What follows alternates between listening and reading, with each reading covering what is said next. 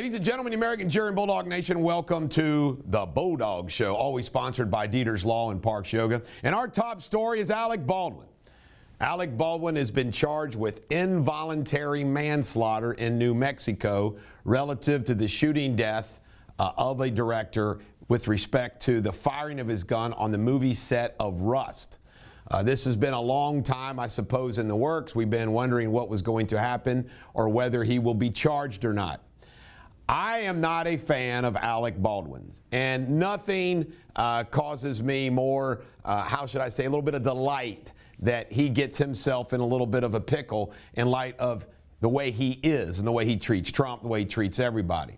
However, it's my personal opinion.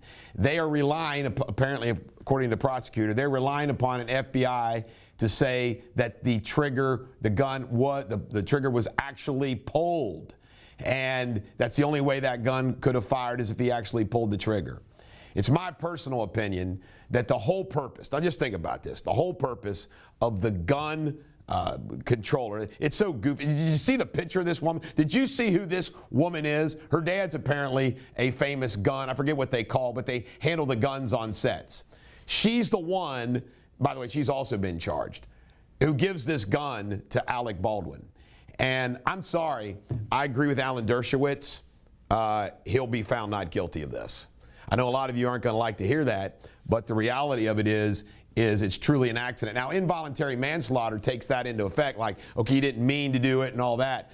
But it's just my personal opinion that this is a terrible accident that happened on a gun set, and it is somebody's fault, the people who are in charge of the guns, not Alec Baldwin's. We'll see what happens.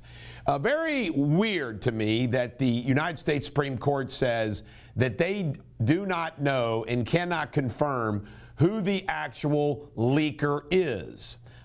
It's my personal opinion, this is just my personal opinion, that they don't want us to know who the leaker is. What reason? I don't know. Embarrassment, blackmail, what this person knows about court processes, might have said, if you release my name, this is what I'm going to do. So it's my opinion that the person who's the leaker holds some cards, is playing them, and because it's a bunch of baloney. But that's what I think's going on. Democrat Sheila Jackson has a proposal. You can't make this up. She wants to make it a crime of white supremacy if anybody who is white criticizes a non-white. So if I criticize any black man or black woman as a white person, I'm guilty of some crime relative to white supremacy. That is what this woman proposes. It comes out that the Department of Justice, working hand in hand, the FBI, Department of Justice, working with the Joe Biden administration to conceal the whole shenanigans relative to the classified documents. I mean, it is off the charts corrupt. But remember, the reason why Joe Biden is the top political gangster of all time, along with the Clintons and Obamas, is because he knows that he has nothing to worry about with the media, his Justice Department, on and on and on. His only concern now is congressional committees, and they never prosecute. And what happens is one side of the media always just says, well, that's partisan. That's partisan. But this is like an incredible scandal of scandals. And they knew about it, held off collectively until the media released it after, of course, the midterms. 31 trillion, that's what our debt is. 31 trillion. To put that in perspective, when George Bush took office, it was 5 trillion. Bush 43. 40? Do you believe that? Do you believe that? 31. That's what we've done. And remember, I'm the only one that talks about this. The absolute disaster presidencies of George Bush 43, Obama, Trump gives us the interlude, and now Joe Biden. And you can even go back before them of Bill Clinton, really. But we have had abominations of presidencies. If you throw Clintons in it, you got Clinton 8 years, Bush 8 years, that's 16 years. Obama 8 years, That's 24 years. 4 years of an interlude of Trump, and then back to 2 years. We've had 26 years out of 30 years of complete failures as presidents. In fact, the top 3 all-time worst presidents during that 26 years. And it's not even close. It's not even close. David Crosby, rest in peace, died. I love the Birds, and I also loved, of course, Crosby, Stills, and Nash and Young. May he rest in peace. Genesis crypto bankruptcy. Another bankruptcy firm hits the dust. And boy, I tell you right now, all you cryptoites, I don't know how you're going to handle. I mean, crypto is crashing and burning. T-Mobile, by the way, hacked 37 million people accounts, garnered date of births, social security numbers. Tony Dungy's taking heat.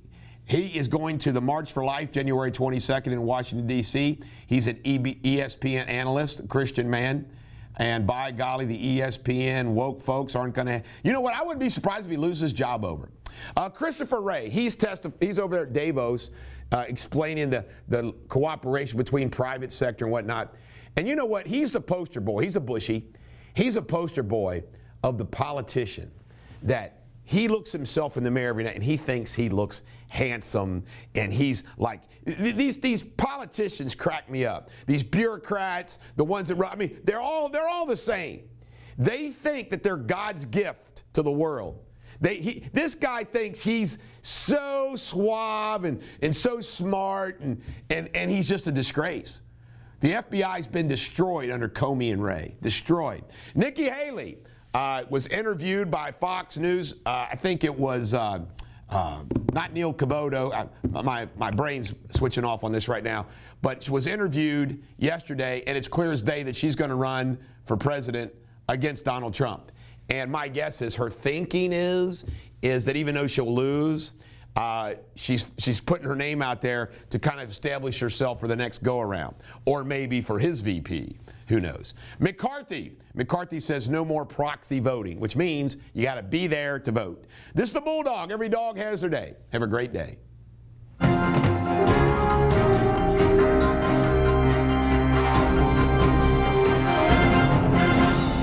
Ladies and gentlemen, American German Bulldog Nation, welcome to Bulldogtv Local News. Remember, coming up next will be Jamie Spinley's World News. Lead story, former judge Melissa Powers is now, by the way, she used to be a former assistant prosecutor, has officially been chosen by the Hamilton County Republican Party to be the next Hamilton County prosecutor. This is no surprise, and I called it. I called it based upon my inside information and what was going on. Now, why would they choose Melissa Powers? Here's why they would choose Melissa Powers. First, she's a woman. The only Republicans who are being able to hold off and keep their seats and win in Hamilton County have been women. Number two, she can raise the money. She can raise the money. I mean, all of the wealthy Hamilton County Republican donors love Melissa Powers. Not only that, she's extremely attractive. But don't let that fool you. She's also extremely smart. I really like Melissa Powers. I've tried a case in her courtroom when she was a district judge, and she's also, by the way, been very active in veterans affairs. So she's got the veterans angles. She's pro-police. She issued a very strong statement right out of the gate as it relates to that. It's my opinion that Melissa Powers will do a great job as Hamilton County prosecutor, and I support her. I think she will hold off the Democrats and keep that seat for the Republicans in Hamilton County. So that's why they chose her, because she can win and she can hold that seat. She'll have the money, and she's not looked at as a part of the zealot Republican gang. She's somebody that will get Democratic votes based upon all kinds of reasons. So although she's part of the party apparatus, she's also not. So congratulations to Melissa Powers, and I think she'll do a great job, and I think she'll win. Law and crime. 22-year-old Raphael Betts was arrested Thursday and faces 5 counts of aggravated robbery. Betts allegedly carried out several robberies targeting UC students near campus throughout the week. The suspect is accused of demanding money for multiple students while threatening them with a gun. Cincinnati woman Irene Farron was sentenced Thursday for fraudulently cashing checks. Farron cashed over $460,000 worth of checks made out to her mother over a 48-month period. Her mother received widow's benefits from the government that passed away back in 1973. By the way, I said 48-month, 48-year. Farron never reported the death and just kept collecting. She'll be on probation and have to pay the money back. Like she'll be able to, right? In local news, Hamilton County officials have announced they'll donate $2 million to the Free Store Food Bank. Officials approved the money yesterday in response to a cut in SNAP benefits for the less fortunate. The money will come from Hamilton County's federal stimulus funds. A recent article on MovieMaker.com ranks the best areas across North America to shoot and produce a film. Cincinnati came in a respectable number 11. Quite a bit of movie making. Tom Hardy, Austin Butler, and Robert De Niro have all been on location in Cincinnati recently. Austin Butler played Elvis, by the way. In Kentucky State news, Kentucky officials have announced $20 million in funding to boost cybersecurity education. Colleges and universities that offer qualifying classes will compete to determine their cut. All statewide colleges and universities are available. Guess who announced that? Senator Mitch McConnell. Part of his little infrastructure bill, probably. Kentucky lawmakers have voted and approved an 8% pay raise for most state lawmakers in 2023. Indiana State news. Indiana lawmakers are starting the process to change a portion of the state's constitution. Republicans want to allow judges to deny bail if they deem the defendant a substantial risk. In Ohio State news, Ohio State Senator Matt Dolan is the first Republican to announce he'll run against Sherrod Brown next year. Republican contender Dolan will try to take Democrat Brown's office at U.S. Senator. Somebody else who I think is going to run is Colonel Stuart Scheller, and I'm for him. And in sports, the Bengals are going to play the Bills. Underdogs by 5.5 points. Should have been in a neutral field, should have been at Cincinnati. This is the Bulldog. Every dog has their day. Have a great day. Jamie Spinley, World News is next.